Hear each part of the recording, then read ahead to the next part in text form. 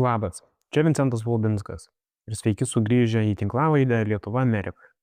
Šioje serijoje su Žygiu kalbamės apie tai, kur dabar stovime kaip vakarų pasaulis ir kaip iki čia nusiritome. Diskutuojame apie Marine Le Pen bausmę, apie naujus muitus, kurios Amerika įvedė sąjungininkams, apie vis labiau tolstančią JAV ir apie tai, kaip atrodo dabartinis Europos politinis kraštovaizdis, kai vertybės vis dažniau keičiasi į emocingą, bet tuščią retoriką. Antroje dalyje svarbus pokalbis su Randy Scheunemann, JAV užsienio politikos formuotoju, buvusiu senatoriaus Johno McCaino vyresniuoju patarėju nacionalinio saugumo klausimais, bei vienu iš Tarptautinio Respublikonų instituto vadovų ir aktyviu demokratijos rėmėjų Baltijos šalių ir Rytų Europos kontekste. Gerą klausimą.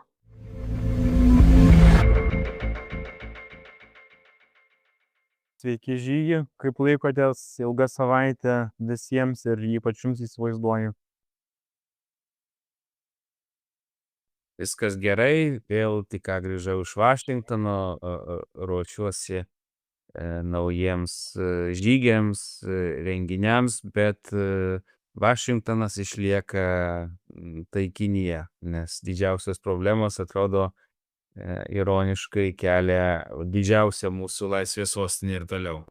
Tų problemų ypač šią savaitę nestingo. Galime pradėti nuo tarifų naujų, nuo muitų, kuriuos įvedė vakar, jeigu neklystu, amerikiečiai ant visų artimiausių sąjungininkų, kolegų, draugų įvedė tuos muitus, bet ne ant didžiausių priešų. Kaip mums taip reikia suprasti?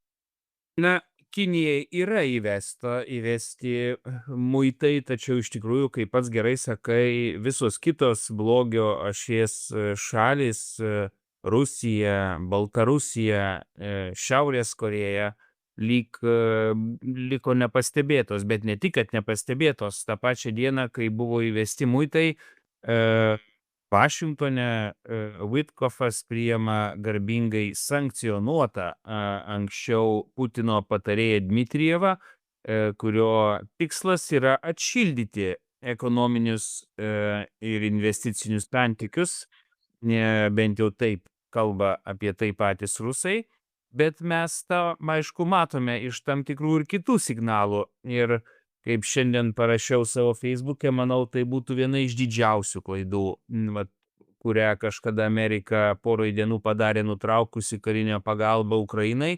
Tai jeigu Amerika eis tuo pačiu Obamos keliu, kaip po įsiveržimo į Sakartvelą ir vykstant dabar karui Ukrainoje, atšildys santykius su pagrindinė grobike, kruvina žudike Rusija, tai tiesiog paskatins ją žudyti toliau. Ir tai prieštarauja Amerikos interesams, nes už Rusijos stovi ta pati Kinija. Dvi šalis, kurios viską daro, kad Amerikos būtų šiame pasaulyje mažiau. Tai, manau, šią temą nuolat keliu Vašingtone, kelsiu, nes tai yra viena iš kvailysčių, ką nuolat daro Amerikos administracijos, aišku, ne tik anksčiau taip elgėsi ir Europą, bet kai tai daro Amerika, tai gali pradėti daryti ir vėl tą patį Europą. Aš vėl girdžiu net vokiečių krikščionių demokratų sakančių, klausykit, tai gal atnaurinam Nord Streamą, taigi buvo geras biznis. Tai, būtų labai blogai, jeigu Vašingtonas eitų šiuo keliu.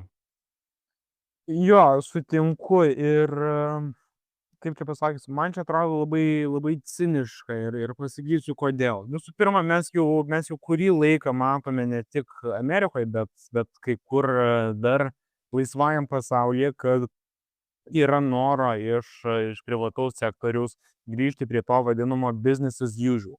Nes vis dėlto Rusija teoriškai, kaip mini jūsų kolegas, su kuriuo neužilgo kalbėsime, mini vis dėlto visus tuos patrauklius Rusijos faktorius, kad tai yra nemaža rinka, tai yra vadinamoji consumer rinka, tai yra vartotojų rinka, o ne gamintojų, jie mažai eksportuoja, daug importuoja. ir taip toliau. Tai labai patrauklus toks obuolys, kuris, aišku, turi tų savų problemų, kurias labai mėgsta mūsų biznieriai, ypač užmiršti vardant to kruvino rublio. Ir mes labai matome, kad Trumpo aplinkoje yra tas cinizmas, ypač kai mes dabar matome, kokie tie nauji muitai įvesti. Vis dėlto Europai ir demokratinėms Azijos valstybėms, milžiniški tie procentai muitų, bet Rusijai, Baltarusijai, Šiaurės Korėjai, aš labiau šiame kontekste kalbu apie Baltarusiją ir Rusiją, bet aš manau ir manau tikrai galima tokią prielaidą daryti, kad amerikiečiai supranta, kad Europos rinka niekada nuo jų kaip ir nebėgs. Tai yra saugūs komerciniai partneriai, bet kad galima atšildyti tuos santykius su Rusija, su Baltarusija ir su ta rinka, taip nustumiant ir suspardant savo artimiausius draugus, kaip jau anksčiau sakiau, ir duodant pagalbinę ranką blogio ašiai. Ir aš manau, kad tai yra liūdnas posūkis visoje vakarų istorijoje. Na ir liūdnas ir labai, sakyčiau, toks neamerikietiškas, bent jau tai nepanašu į tą Ameriką, kuri gimė po Antrojo pasaulinio karo. Atsiminkime Maršalo planą. Atsiminkime viską, ką Amerika darė, sukurdama tą amerikietišką paveikslą ar pasaulį, ką Reiganas darė, ką mus mokė, kai klausėm to paties laisvo radijo, kuris šiuo metu uždarinėjimas, mokė apie tai, kad ekonomika įtvirtina tą demokratiją, o ne atvirkščiai. Tai, visais būdais turime siekti įtikinti Trumpo administraciją kurti, kad ir tą patį tokį ekonominį NATO, bet tai turi būti laisvos ir demokratiškos šalis, kurioms ekonomika padeda įtvirtinti savo laisvę. Bet jokių būdų neturim penėti tų šalių kaip Rusija, ar Kinija, ar Baltarusija, ar labai panašios, kurios, ekonominiais interesais viską daro, kad įtvirtinti nelaisvę, atimti tą amerikietišką svajonę iš mūsų visų. Tai man labai trūksta to tokio vertybinio matmens, kai muitai įvedami Ukrainai, o neįvedami Rusijai. Kai tuo tarpu Trumpas prieš porą dienų dar sakė, kad atėjo laikas nubaust Rusiją, nes jinai nesėdi prie derybų stalo, ir vietoj to, kad nubaustų, jisai priima Putino patarėją Dmitrijevą. Tai, aš vis dar viliuosi, kad tai taktiniai žaidimai, priviliot rusus prie stalo, bet jau per ilgai nenaudojamas botagas Rusijai ir naudojami botagai savo sąjungininkams, įskaitant Ukrainai. Taip nesielgiama. Ir manau, mes turim apie tai kalbėti vis drąsiau, nes galų gale tie Amerikos kariai, kurie žuvo Lietuvoje, kuriuos tikrai su pagarba kiekvienas lietuvis ir net su ašarom akyse išlydėjo, ne už tokią laisvę amerikiečiai ar lietuviai pasiruošę žūt, ne už tuos krūvinus pinigus, kuriuos kažkas nori tiesiog pasidaryti. Labai teisingai pasakėte. Ir jau kuris laikas, kai mes vis kalbame su kolegomis iš anapus Atlanto, vis girdžiu tą, bijau pasakyti, bet tokį nesupratimą, ant ko pastatyta ta mūsų modernioji santvarka tarp Amerikos ir Europos. Ir jūs labai teisingai sakot, kad visą tai atsirado po Antrojo pasaulinio karo. Bet koks tas vadinamas dylas buvo tarp Europos ir Amerikos? Kad mes jiems nusileisime, kad mes jiems leisime būti pasaulio lyderiams, kad mes imsime, kaip sakant, antrą smuiką, kad jie gali būti pasaulio policininkais, bet jie turi, aišku, užtikrinti mūsų saugumą. Ir dėl to mes esame pasiruošę atidaryti mūsų rinkas jiems, mes jiems leisime būti didžiausia pasaulio ekonominė supergalia, kokia tik yra buvus per visą pasaulio istoriją. Ir ką aš girdžiu iš tų žmonių, su kuriais mes dažnai kalbamės, kad jie šito dalyko nesuvokia. Jie galvoja, kad ir jie net pakankamai dažnai šitą dalyką sako, kad neva čia Europa naudojasi Ameriką, kad mes esame kaip siurbėlės ir panašiai. Bet ne, klausykit, gerbimie, tokia yra santvarka, toks buvo susitarimas, kad, jūs mus saugot, mes jūs penim ir todėl jūs tapo tokie turtingi. Ir aš nežinau, ką mums reikėtų padaryti, bet tikrai reikia jiems šitą priminti, kad jie suprastų, kad čia vis dėlto nėra vienapusiškas santykis, kad čia yra labai toks vadinamas conscious susitarimas vardan abiejų pusių labo. Pritariu Vincentai, bet man atrodo, tas pasaulis tiesiog pasibaigė, kuris buvo, nes tą pačią dieną, kai Vitkofas priiminėja Putino pasiuntinius, Marko Rubio NATO ministrų susitikime reikalauja, kad Europa ginkluotųsi iki 5%, su kuo aš pilnai sutinku, tačiau čia jau tas dylas tada nyksta. Mes ginkluojamės lygiai taip pat, ar ne daugiau negu Amerika, nes šiuo metu pačios Amerikos kariniai tie gynybos procentai nėra tokie, apie kuriuos pats Rubio kalba. Amerika labai toli iki 5%, bet tikėkime, kad jinai irgi tą procentą pakels, bet mes dabar turim apsiginkluot. Mes dabar turime išvystyti savo gynybos pramonę. Girdžiu, kad amerikiečiai beje pradeda labai nervintis, suprasdami, kad jie jau nebedalyvaus mūsų tam tikrose kontraktuose, kad dabar mes 80% visų ginklų perkam iš Amerikos. Taip nebus. Gal bus 50%, gal bus dar mažiau, o gal bus dar mažiau. Ir, mielieji, atėjo pasirinkimų laikas. Amerika gerbia jėgą, mes turime ją parodyti. Aš manau, lygiai taip pat mes turime atsakyti ir tais pačiais muitais, nes ši administracija, suvokia tik tai jėgą. Dar pridedant prie to, man buvo ir juokinga, ir liūdna, turiu pasakyti, kaip šią savaitę Marko Rubio pakankamai atvirai, ne visai reikalavo, bet labai matėsi, kad nervinasi, kad mes jau nebeperkam tų F-47 ir tų pačių kontraktų, nes mes nebesirašom su amerikiečiais dėl tos gynybos. Atsiprašau, kad gerbėmieji prisiprašė, tokia jūsų strategija buvo, kad Europa, atsiprašant, išspjautus tą amerikiečių spenelį iš burnos, bet išspjovėm, stovim jau pamažu ant savo kojų ir dabar judam pirmin. Ir dėl to dabar yra labai smalsu, kaip atrodo visi reikalai Europoje. Tai siūlau gal pereiti prie kitos labai svarbios šiandienos temos, Le Pen. Ir didelis susireikšminimas iš šiaip beveik viso pasaulio didžiųjų baisiųjų autokratų arba kaip minimum neliberaliųjų demokratijų, turiu omeny kalbant apie Slovakijos premjerą ir prezidentą, apie Orbaną ir apie tos pačius Muskus ir Trumpus, kurie, aišku, išsakė pakankamai, kaip sakant, telling poziciją. Ką jūs apie tai manot?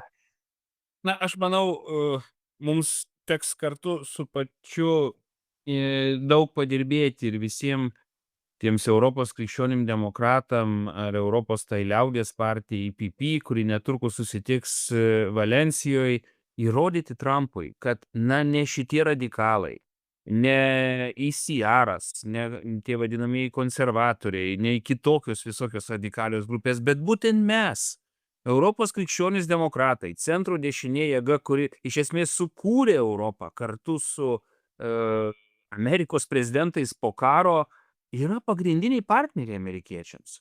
Ne visi šitie gražuliai ar panašūs žemaitaičiai, kurie juokingai važiuoja ar nenuvažiuoja į Ameriką, bet mes, galų gale net statistiškai, ši politinė jėga yra stipriausia Europoje. Stipriausia. Jinai turi didžiausias pozicijas tiek Briusely, tiek visose ES šalyse narėse ir teks su ją skaitytis. Kancleris Merkel, Merkel, taip kartais jį pavadinam, Mercas, beje katalikas, kaip ir Adenaueris ar Kolis, kuris kažkada gelbėjo mūsų laisvės, bus partneris, su kuriuo reikės skaitytis. Vokietija bus politinė jėga ir karinė jėga, kuri vis didesnę atsakomybę už mus prisiims. O ne kažkokios Le Pen, kažkokie AfD ir kitokie radikalai, kurie griauna Europą. Ir griauna Europą Rusijos, Kinijos pavedimu ar kitų autokratinių režimų pavedimu. Aš net šią savaitę taip suglumau nuo tokios pačios savo minties. Lietuva ir Europa buvo puolama Rusijos, buvo puolama komunistinės Kinijos, bet šiandien mes turime apsiginti nuo savo sąjungininkų Amerikoje. Tai yra juokinga ir kvaila. Aš labai tikiuosi, kad vis dėlto, nes girdim gandų tam tikrų ir dėl paties Masko pasitraukimo, aš vis dar tikiuosi, kad Amerika atsitrauks nuo šito ekonominio puolimo, ypač savo sąjungininkų, kad tas puolimas bus sukoncentruotas į mūsų bendrus priešus, bet mums dar tikrai reikės labai nemažai padirbėti su amerikiečiais, kad jie, kad pamatytų tą pasaulį ir mūsų akimis. Galų gale mes esame jų sąjungininkai ir mes tą laisvę NATO pakraščiuose saugom tikrai neblogiau negu kad jie patys. Bet vis dėlto grįžtam prie tos pačios Europos, prie mūsų, ypač europinės šeimos. Jo, mes esame didžiausi, istoriškai žiūrint, visada, kas kūrė tą Europą, kas statė viską nuo Antrojo pasaulinio karo, tai buvo tas racionalusis centras. Ar tai būtų centro dešinė, ar centro kairė, čia jau skonio reikalas. Bet kadaise tai buvo labai, labai racionalus pasirinkimas ir racionalus žaidimas. Dabar atrodo, kad, ir ne man vienam taip atrodo, bet atsirado daugiau šito kraštutinumo. Kažkaip, ir mūsų pačioj politinėje šeimoje Europos parlamente, Europos liaudies partijoje yra nemažai balsų, kurie vis bando mus traukti į tą dešinėje pusę. Ir aš kaip dažnai būdamas Briuselyje ir tame pačiam burbule ir dalyvauju įvairiuose mūsų politinės šeimos renginiuose, aš matau vis kai kurios balsus, kurie nori, kad mes dabartėtume prie ICR ir kitų dešiniųjų. Bet aš kiekvieną kartą jiems sakau, kad ne toks mūsų kelias, ne tokia mūsų istorija ir ne taip mes laimėsime. Visi rinkėjai ir racionalūs žmonės yra centre. Ar tai būtų centro dešinė ar kairė, nesvarbu, bet centras. Ir mes turime būtent dėl to kovoti, nes tame centre yra logika, yra racionalus mąstymas ir ne šiaip savo emocionali retorika ir demagogija, prieš kurią šiaip mes kovojame ir turime kovoti. Aš atsakiau į šį klausimą jau seniai pat tavo kažkada disertacijoje. Man tai yra krikščioniška demokratija, tai yra vertybės, kurios šiaip tūkstančius metų galioja, jos yra tam tikrą prasme aukščiau politikos, kaip žmogaus orumas, bendras gėris, solidarumas, subsidiarumas. Ir iš tikrųjų aplink tuos krikščionis demokratus ta Europa sukosi ir matai, ar tai būtų Meloni, kuri flirtuoja iš tos dešiniosios pusės su mumis, ar tai būtų kitos partijos, svarbu, kad jos iš tikrųjų suktųsi aplink tą krikščionišką demokratišką centrą, kuris ir sukūrė tą stabilumą ir harmoniją, bet prisiminkim ir Ameriką. Aš dar, kai studijavau ir tarptautinius santykius ir kai vykau į Ameriką, ruošiausi atvykti prieš ateinant Obamai į tas pozicijas, aš buvau pripratęs prie tos bipartisan Amerikos, kuri ir kairė, ir dešinė remia tą pačią kovą su tais visais Kremliais ar kitais autokratiniais režimais. Amerika suskilo lygiai taip pat į radikalesnę kairę ar radikalesnę dešinę. Stenkimės ją apjungti. Tikrai, žiūrėdamas šiandien, gal ir taip ir užbaikime ir tokia liūdnesnė, bet kartu ir pozityvesnė gaida žiūrėdamas ir kalbėdamas šiandien šią savaitę su daugybė Amerikos karių, kurie išlydėjo tos savo žuvusius didvyrius, na, tu matai dėkingumą jų akyse, tu matai net iki ašarų. Ambasadorė pasakojo, kad, na, kai šimtai, tūkstančiai lietuvių metė viską, turėdami ką tik turi Lietuvoj, traukė tos amerikiečius iš tų pelkių, jie nesitikėjo tokios žmogiškos reakcijos. Ir tu tada supranti, kad mus riša daug daugiau negu kažkokios administracijos. Mes tą amerikiečių tautą pažįstam šimtmečiais ir jie mus šimtmečiais žino. Neužmirškime to ryšio, mes jį turim labai gilų ir galų gale vėl pabaigiant ir tą pačią ekonomiką, taip jau įvyko, kad prieš porą dienų ambasadoje susitikau American Lithuanian Business Council vadovas Eric Stewart, kuris 2 kart per metus į Lietuvą veža vis naujus investuotojus. Atsiminkime, kad Lietuva yra pakraštys faktiškai Amerikos investicijų. Tiek daug Amerikos investicijų nei Latvijoje, nei Estijoje nėra. Jų yra Lietuvoje ir Lenkijoje. Yra ir šiaurės šalyse. Bet mes tą tarybą kartu su Eriku 13 metais ir prezidentė Grybauskaitė įkūrėm. Amerikiečiai žavisi lietuvaičiais, kurie yra tokie panašus į juos ir pagal tą darbo etiką, ir pagal darbštumą, ir kūrybingumą, inovatyvumą. Apie kalbų žinojimą nekalbu, mes tuo lenkiame tikrai faktiškai visus amerikiečius. Tai ir tie verslininkai čia atvažiavę, nu, iš esmės atsiprašinėjo už dabartinį oficialią politiką. Sakė, kad, na, visą tai praeina, lietuviai, nebijokit. Mes čia ateinam pas jūs amžiams ir jumis tikime. Ir aš manau, mes ir turim dirbti su tai žmonėm, neužmirždami, kad Amerika yra 330 milijonų žmonių ir auganti šalis, kuri yra su mumis daug labiau negu kai kurie politikai, kurie kartais daro klaidų. Tuoj kalbėsime su žmogumi, kuris iš tikrųjų padarė viską prie Bušo, kad mes įstotume į NATO. Jis buvo McCaino dešinioji ranka. Jeigu McCainas būtų laimėjęs rinkimus, jis būtų jo nacionalinio saugumo patarėjas. Šiuo metu kūrė Halifaxo konferenciją Kanadoje. Tai yra vienas iš tų dešiniųjų, kuris visada su mumis. Tai paklausykime, ką jisai kalba apie dabartinę situaciją.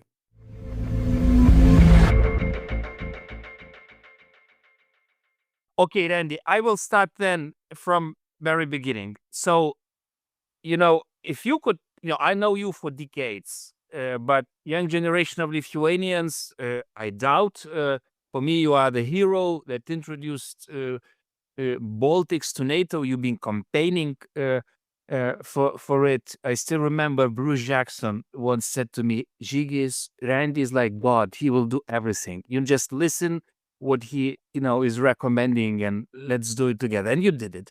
Then you worked for Senator McCain. You are working for IRI right now that is experiencing some problems as we hear. You work in Halifax. But Randy, can you say it in your own words, for Lithuanians? Who are you? So I came to Washington in the 1980s, inspired by Ronald Reagan, to fight the Cold War. And I was in Berlin in November 1989 and chipped my own pieces off of the wall as it was falling. It made a deep personal impact on me. I worked for the Senate Majority Leader when we first pushed for and then successfully added Poland, Hungary, and the Czech Republic to NATO. So my involvement with U.S.-European relations, and specifically with NATO enlargement and standing up to Russian tyranny and expansionism, spans the entire 4 decades of my professional career.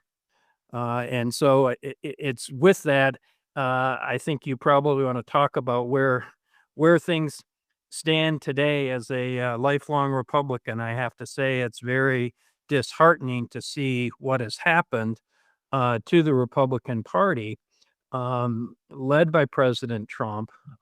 His Russia policies do not enjoy unanimous support, but they also don't engender any effective opposition currently within within the party. But I'm happy to address any specific questions you have about this or about any aspect of American politics and foreign policy.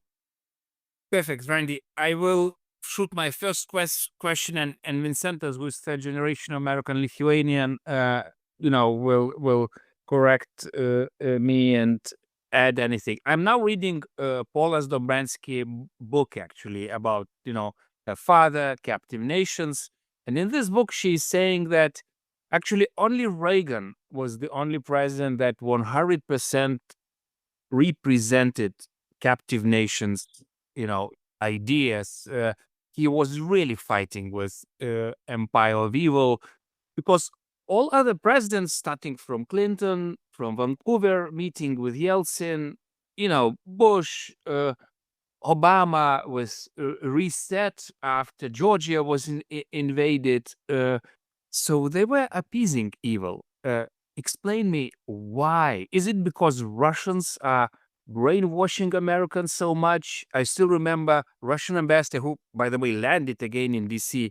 He was having 3,000, spies, including. He had an army in DC. Is it because of Russian influence that each American president starts with appeasement and only after a few years of mistakes comes back to Reagan agenda? What's happening with the Republicans, really? Well, before I answer that, I do want to address current events and how inspired I was yesterday when I saw the coffins of 4 American soldiers tragically killed in a NATO exercise in Lithuania. But the coffins going down the streets of Vilnius with literally hundreds and hundreds of people, including small children, waving Lithuanian and American flags. And it led me to once again reflect on how fortunate we were in enlarging NATO, which I would argue is NATO's greatest success, that is securing the freedom of 100 million or more people through its various waves of enlargement. But so thank you to the people of Vilnius for understanding that sacrifice. Obviously, those Americans were there to help defend Lithuanian freedom, but they were also there to help defend American freedom. And so that outpouring of emotion and support was very gratifying. They were like Lithuanians, and the farewell was absolutely emotional for all of us. We've been standing and some of us crying in the streets. Really, thank you, and of course, huge condolences. But now to your question, I mean, there's a couple parts to your question. One, the Reagan being unique, and I think Reagan was. I mean, if you remember, when he called the then Soviet Union an evil empire, it was opposed by elements within his administration, the careers of the Foreign Service. Henry Kissinger criticized it. And yet he stood firm. And, the captive nations resolutions, and I remember when they were voted on in the 1980s, and it was kind of, these old unconstructed cold warriors, we got to go do this. Yes, we voted for it every year. We'll go through the motions. You'd get co-sponsors because maybe they had some, Polish Americans or Lithuanian Americans in their district. But very few people took it seriously and actually envisioned that the Soviet Empire would be left on the ash heap of history, to quote Ronald Reagan. But Reagan was unique, and since the end of the Cold War, there's been an effort by most administrations to try to come in and see, can we work something with Russia, whether it was with the alcoholic Boris Yeltsin and Clinton, or successively. I remember when George W. Bush met with Putin in Ljubljana, and he said he looked into his eyes and he could see into his soul, or words to that effect. And John McCain, who, as you mentioned, I worked for and was close with for many decades, John McCain used to say on the campaign trail in 2008, when I look into Putin's eyes, I see 3 things: KGB. And so, I would argue that McCain it followed in that tradition of Reaganite understanding of the Soviet Union, or frankly Russia, and Russian history and what it means for the Russian future. But been a couple of huge changes. One, Democrats who tended to be more understanding of Russia and want to reach out more had a complete, for those, let's take Mike McFaul for an example, who's well known to, I'm sure, to many of your listeners, was Obama's ambassador to Moscow, a scholar for many years. He opened up the National Democratic Institute office in Moscow in 1992, strong proponent of democracy. Mike McFaul led the reset with Russia after the invasion of Georgia in 2009. But all of the Democrats that thought that they could do business with Putin and that we just needed to try to understand what Putin was really getting at, that all ended with the invasion of Ukraine. It should have ended with the invasion of Georgia. It should have ended with the invasion, occupation, and illegal annexation of Crimea. But it did finally end for virtually all Democrats with the invasion of Ukraine. But at the same time, on the Republican side, there has been this rather bizarre transition to let's see if we can make a deal with Putin. And there are various justifications for that. There's, of course, all kinds of speculation about Donald Trump's past and, dossiers and all of that. But I would argue that it's simply a matter of great power realism or realpolitik. I mean, all realism and realpolitik posits is big countries get to decide what goes on in the world and small countries don't. That's the essence of realpolitik. And there's some around President Trump that have made the argument that Asia is more important, that we've got to focus on Asia. Europe has been taking economic advantage of us and free riding on the NATO alliance for many years. Let Europe deal with it, and we'll deal with Asia. And that's a huge driver for many Republicans in what's going on now. It doesn't explain fully the hostility towards Zelensky, for example, that everyone saw in the Oval Office meeting. It doesn't explain fully why, with the tariffs that were announced this week on virtually every country in the world, there weren't any on Russia. But it explains a fair amount of what's going on. Vincent, please, you are anxious, you will live in that future where big guys are doing decisions for small. So what do you think about that? Well, first of all, Mr. Scheunemann, thank you for taking the time to sit down with us. It's very much appreciated.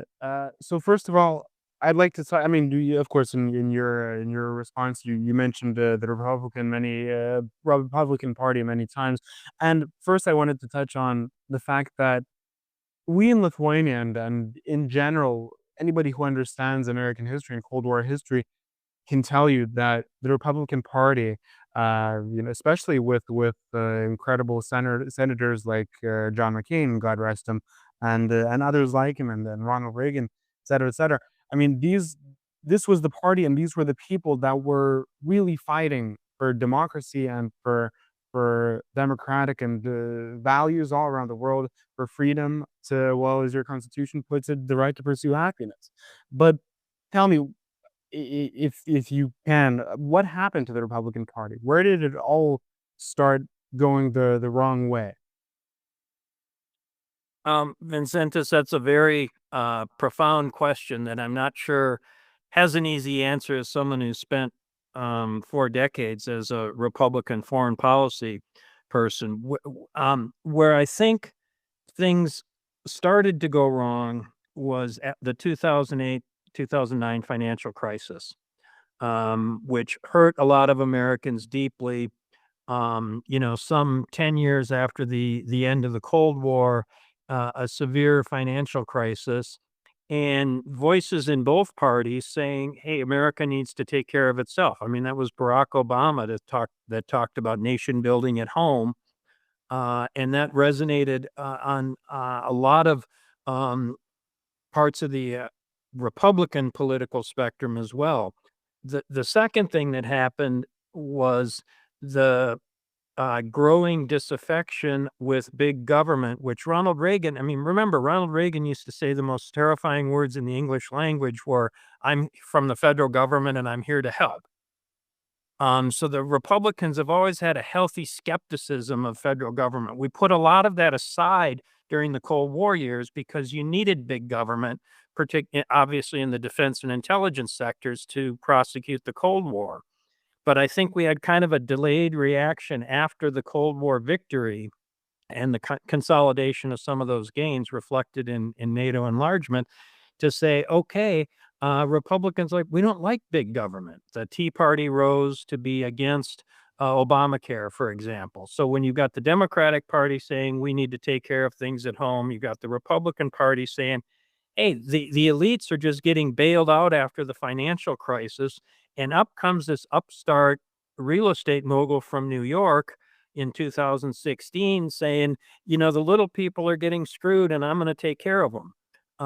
And that populism, combined with the historical anti-libertarian streak, anti-big government streak, came together in the person of Donald Trump. And in the first term, with Trump, you saw a lot of traditional Republicans in there restraining some of the, shall we say, more negative impulses of the president on things like pulling out of NATO or making deals with Russia.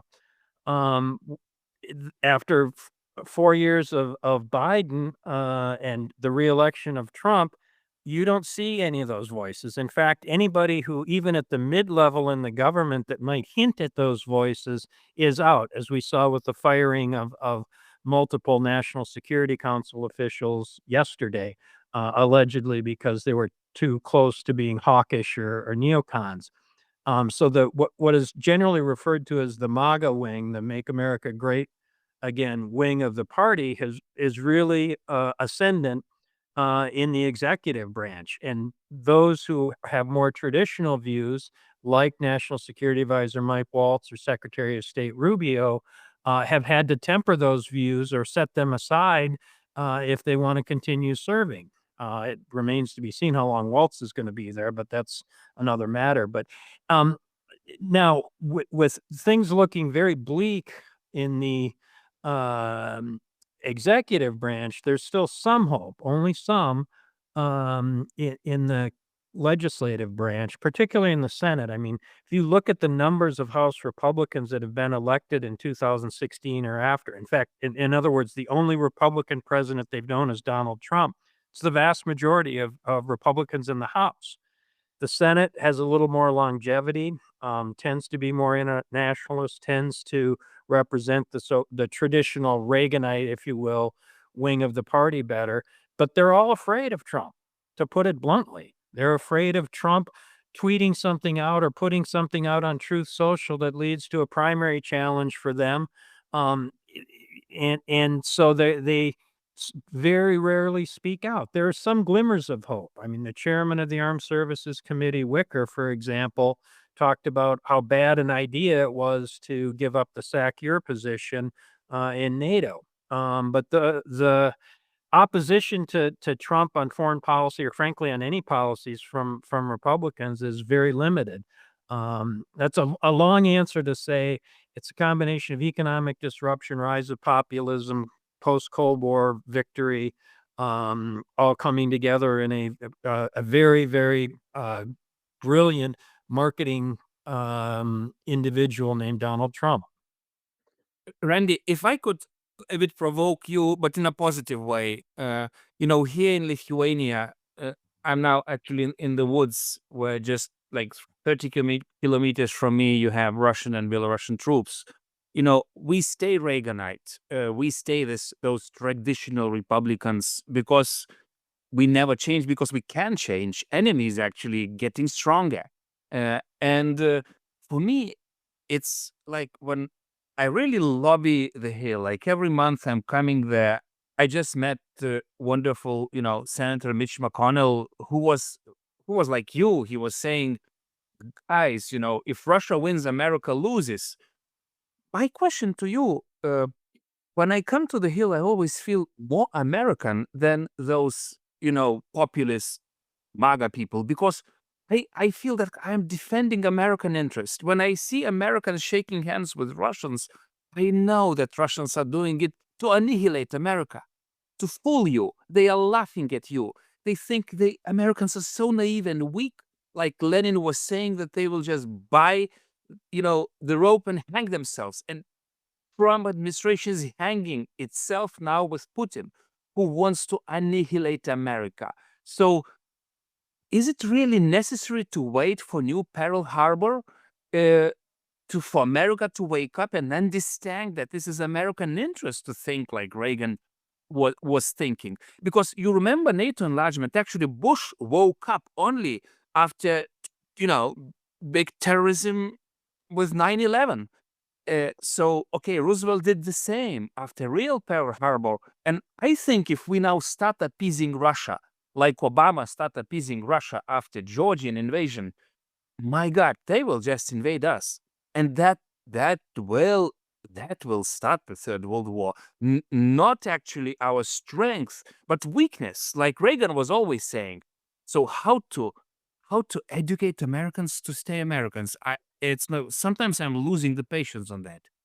And if I may interrupt before you answer, Mr. Scheunemann, I'd just like to add on to what Žygis said. In Lithuania, we like to speculate a lot, and we try to understand rationally what the Trump administration is doing when it comes to strategy. What is their strategy? And we have this term in Lithuanian, or it's a Lithuanianized English term, but the reverse Kissinger strategy, right? That we're trying to pull, the Americans are trying to pull the Russians away from China.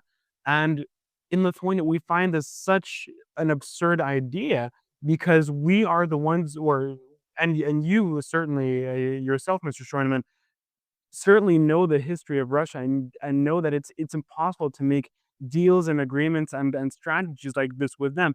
And as you said in your answer to the first question by Žygis, that the Trump administration, certain elements of it, are trying to play this realpolitik game, but we, the Lithuanians, we, the Europeans, know that game doesn't work. Realpolitik doesn't work with Russia, ever. Well, look, on the reverse Kissinger, and then I'll get to Zhigis's question about what it will take to wake up America. The reverse Kissinger idea is really kind of geopolitics for dummies. And it's really geopolitics for illiterates. Because anybody who understands what happened in the original Kissinger, Russia, the Soviet Union and China were then in a shooting war in the Sari River. They were very much opposed to each other, and Kissinger was pushing on an open door rather than being this grand geopolitical strategist. And in fact, there are numerous accounts where Nixon even counseled Kissinger to slow down. We can't want this more than they do. The idea that somehow you're going to split Putin from Xi, when Xi has been his critical backer in the No Limits Partnership, his critical supporter in Ukraine, his critical supporter in the UN, his critical supporter in facilitating energy purchases, sustaining the regime, etc., is the height of folly. And I don't think, frankly, that is what President Trump is trying to do. I think to the extent there's a strategy with President Trump, as opposed to some people around him, it's possible that Vice President J.D. Vance and some of his advisors, have grand and glorious reverse Kissinger ideas. They might be foolish enough to believe such things. For President Trump, it's very simple. He believes that the period that led to the unparalleled growth of peace and prosperity that made America the most economically powerful and militarily powerful country on earth was a period when the rest of the world was taking advantage of us. And the rest of the world was screwing us. And the European Union was founded to take economic advantage of us. If you look at him in the 1980s, he took out full-page ads against the Reagan administration talking about the rise of Japan. Japan's been taking advantage of us.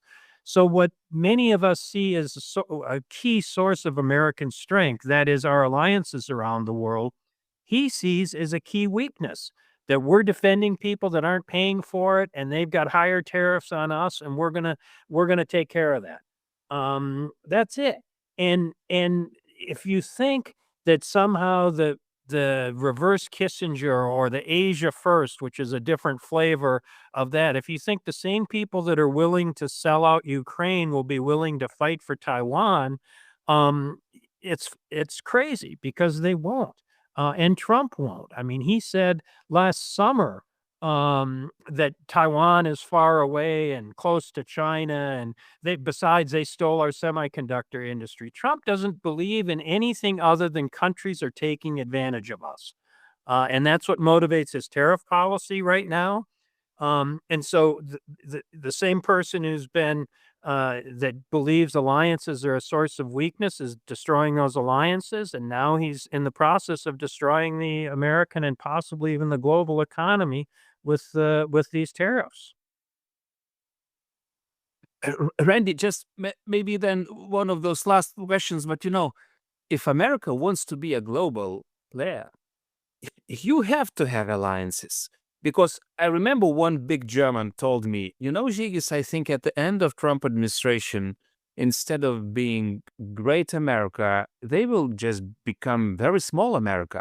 Because we Europeans would love to survive. We would hate to go into another big war with Russia, and we will build our muscles. We will become another America in Europe, but then we will not buy American guns.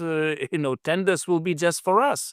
And Chinese will just build this global leadership. And actually, Trump, with those policies, would actually open all the ways for Chinese to lead the world, because now they're saying, oh, guys, you are losing markets in America. Come to us. We will, of course, give it to you. Of course, we know that they will not do it, but they will just build those Silk Roads that will just tie all the globe into Chinese communist hands, like reverse Reagan dream that we are looking right now.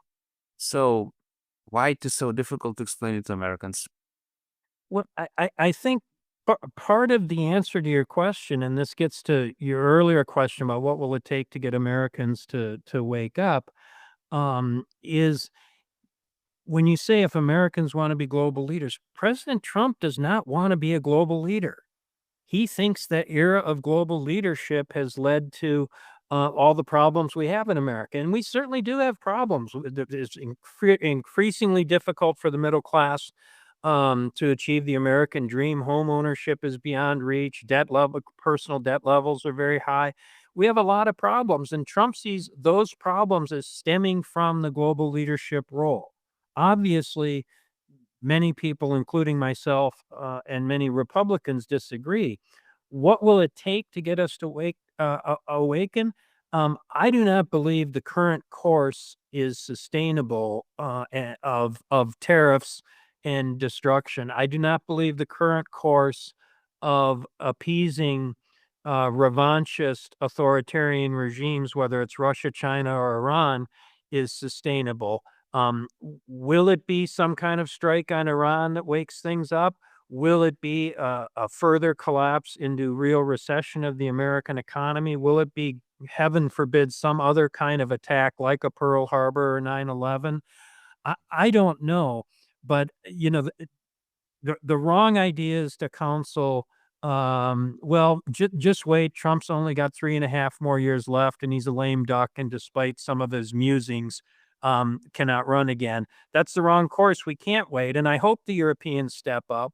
I hope your German friend Žygis is right. I'm not encouraged. I think that if the Europeans were to step up, they probably should have stepped up after the fall of the Berlin Wall.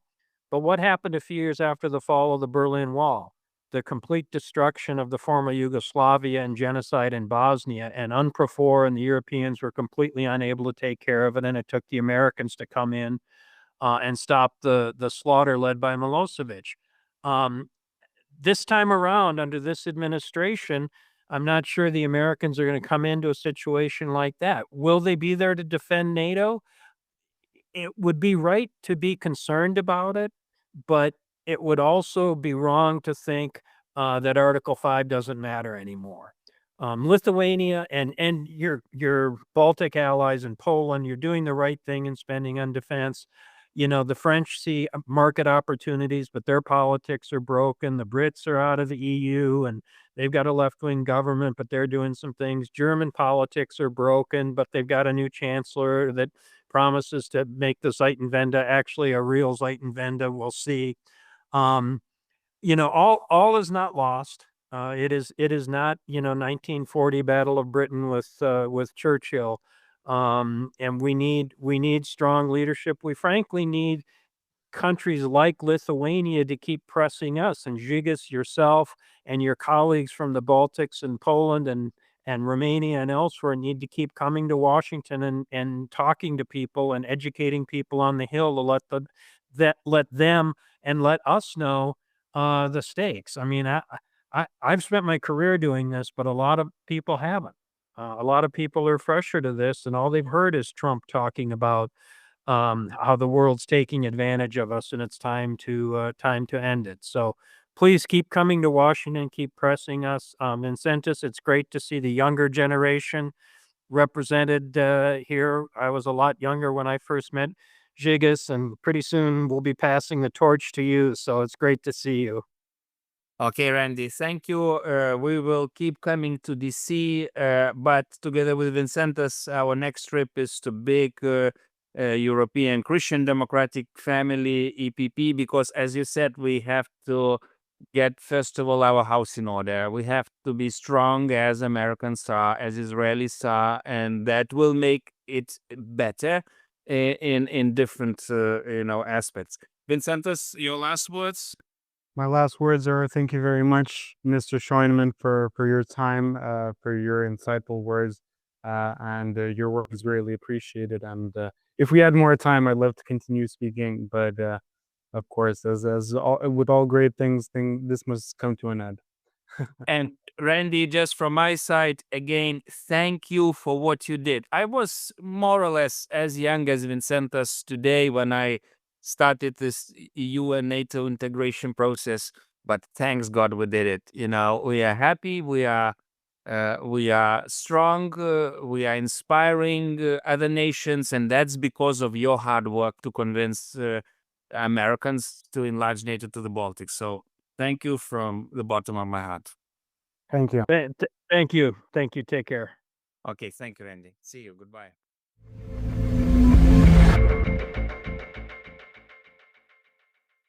Pokalbis su Randy Scheunemann buvo kaip šaltas dušas. Ne apie tai, kas patogu, o apie tai, ką būtina suprasti. Jis priminė, kad Respublikonų partija, kadaise buvusi moralinė viltis pasaulyje, ypač Reigano laikais, šiandien dažnai valdoma baimės ir pykčio. Reakcijos į krizę, kuri prasidėjo dar 2008 metais. Neatsakyti klausimai apie ekonominį neteisingumą virto politiniais demonais, kurie veda nuo vertybių link triukšmo. Ir mes, europiečiai, turim tai matyti aiškiai. Nes jei norim, kad Amerika mus gerbtų, turim patys parodyti stuburą. Ne tik klausti, ką jie darys, bet aiškiai atsakyti, ką mes darysime. Būtina prisiminti taip pat, kad Europa, kuri atstatyta po karo, stovėjo ant krikščioniškos demokratijos vertybių – atsakomybės, bendruomeniškumo ir solidarumo. Jei šias vertybės mes prarasim, niekas mūsų negerbs. Nei Putinas, nei Pekinas, nei ir pati Amerika. Šiandien Europa turi kalbėti ne švelniai, o aiškiai ir tvirtai. Būtent dabar, kai Amerika plaškosi, mes turime parodyti, kad galime laikyti savo liniją, nes niekas kitas jos už mus nebelaikys. Ačiū, kaip klausėtės. Jei šis pokalbis sukėlė klausimų, vadinasi, jis buvo reikalingas. Pasidalinkit ir iki kito karto.